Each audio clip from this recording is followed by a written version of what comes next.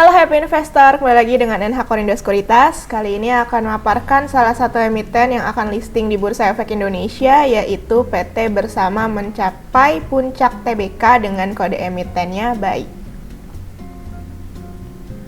Kita lihat untuk profil dari perusahaan ini dulu. Jadi PT Bersama mencapai puncak adalah perusahaan yang mengelola rumah makan secara langsung dan melalui entitas anak, kemitraan rumah makan, serta perdagangan bahan baku, makanan beku, dan sembako. Perseroan dan entitas anak memiliki dua merek usaha makanan dan minuman. Salah satu merek yang paling terkenal milik Perseroan adalah Ayam Goreng Nelongso, dan merek milik entitas anak adalah Geprek Kak Ros. Nah, merek Ayam Goreng Nelongso ini telah beroperasi sejak tahun 2013 dengan berbagai menu varian makanan, sementara Geprek Kak Ros telah beroperasi sejak tahun 2017 yang berfokus pada penjualan ayam dan bebek. Perseroan dan entitas anak ini telah memiliki cabang dan kemitraan 64 outlet yang tersebar di seluruh Indonesia dengan rata-rata total konsumen 1,9 juta per tahun. Nah, bermula di Kota Malang, Jawa Timur, kini Perseroan memiliki mitra di Jabodebek, Jawa Barat, Jawa Tengah, dan Jawa Timur. Perseroan juga mengembangkan bisnis food supply yang membantu masyarakat untuk mulai berbisnis dengan kemitraan, jual beli bahan baku segar berupa sembako, cabai, sampai dengan ayam. Di sini kita bisa lihat informasi mengenai merek waralaba yang dimiliki oleh Perseroan, contohnya Ayam Goreng Nelongso, yang mana tahun beroperasinya itu di tahun 2013, tipe menunya itu produk olahan ayam dan bebek dengan sambal. Nah, kemudian juga jumlah outlet atau kemitraan yang dimiliki untuk Ayam Goreng Nelongso itu sebanyak 54. Kemudian untuk Geprek Kak Ros ini beroperasi di tahun 2017 yang mana tipe menunya produk olahan ayam yang digeprek. Kemudian juga jumlah outlet atau kemitraannya itu sejumlah 10. Kemudian di sini untuk struktur IPO-nya, jumlah saham yang ditawarkan sebanyak 225 juta lembar dengan persentase IPO-nya 20% dari modal ditempatkan dan disetor penuh setelah penawaran umum. Nilai nominalnya Rp50 per lembar dengan harga pelaksanaan di kisaran Rp268 hingga Rp278 per lembar. Nilai IPO yang akan didapat itu maksimal Rp62.550.000.000 dengan penjamin emisinya yaitu PT MNC Sekuritas. Selain saham, emiten ini juga mengeluarkan waran sebanyak 225 juta lembar dengan persentasenya 25%, kemudian nilai nominalnya Rp50 per lembar, harga pelaksanaannya yaitu Rp400 per lembar dan rasionya 1:1.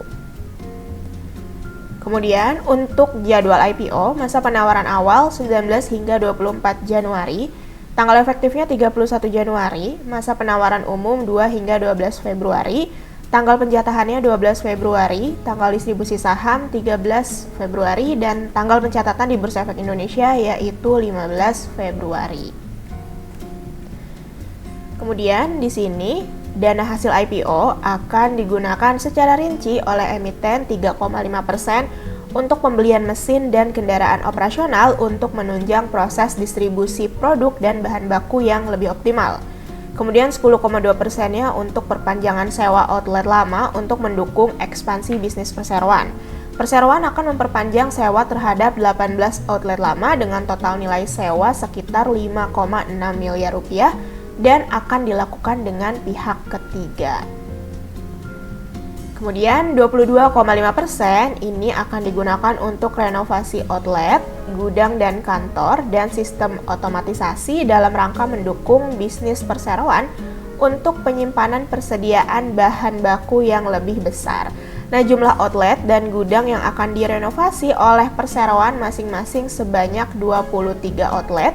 Di dalamnya sudah termasuk 18 gerai yang sewanya akan diperpanjang, kemudian juga ada 1 gudang.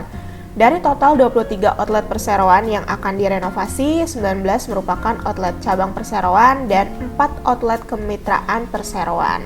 Nah, saat ini utilisasi gudang Perseroan, baik yang terdapat di Malang maupun di Jakarta, telah mencapai kapasitas sekitar 90%, Namun demikian, perseroan akan melakukan renovasi terlebih dahulu pada gudang yang berlokasi di daerah Malang. Kemudian 63,8%-nya akan digunakan sebagai operational expenditure, diantaranya untuk pembelian bahan baku dan biaya-biaya pengembangan produk, marketing, dan branding. Kemudian di sini untuk keunggulan kompetitif yang dimiliki oleh perseroan antara lain merek dagang yang telah dikenal masyarakat terutama Jawa Timur, kemudian tim manajemen yang berpengalaman, menu yang bervariasi dan selalu berkembang, harga yang kompetitif, kemudian kegiatan operasional yang efisien dan efektif, serta jaringan distribusi yang terintegrasi dan sederhana. Kemudian untuk faktor-faktor risiko utamanya yaitu risiko terkait daya beli masyarakat. Untuk risiko usahanya antara lain risiko persaingan usaha, risiko terhadap kualitas produk dan pelayanan, risiko terkait distribusi dan logistik, risiko pandemi dan wabah penyakit menular lain yang berpotensi membahayakan jiwa atau berdampak negatif terhadap operasi perseroan, risiko perubahan teknologi, dan lain sebagainya. Kemudian, untuk risiko umumnya, risiko bencana alam dan kejadian di luar kendali perseroan, risiko kondisi perekonomian secara makro ataupun global, risiko terkait suku bunga pinjaman, risiko terkait tuntutan atau gugatan hukum, serta risiko kebijakan pemerintah. Nah, adapun risiko yang patut diperhatikan untuk investor antara lain risiko terkait fluktuasi harga saham perseroan, risiko terkait likuiditas saham perseroan, kemudian kemampuan perseroan untuk membayar dividen di kemudian hari, serta risiko terkait kepemilikan saham minoritas. Kemudian di sini ada key financial highlights. Yang pertama ada neraca keuangan. Kalau misalnya kita lihat rasio-rasio utamanya per 31 Juli 2023, current ratio berada di angka 3,21 kali, debt to asset ratio atau DAR sebesar 0,19 kali, dan debt to equity ratio atau DER sebesar 0,24 kali. Kemudian di sini key financial highlights yang kedua ada laporan laba rugi. Kita lihat lagi rasio-rasio utamanya per 31 Juli 2023. GPM atau gross profit margin tercatat 27,2%, NPM-nya atau net profit margin tercatat 9,2%, return on assets sebesar 11,46%, return on equity-nya tercatat 14,19%, kemudian revenue-nya mengalami pertumbuhan sebesar 2,82% dan gross profit-nya juga mengalami pertumbuhan sebesar 4,39%. Oke, sekian paparan IPO kali ini. Terima kasih.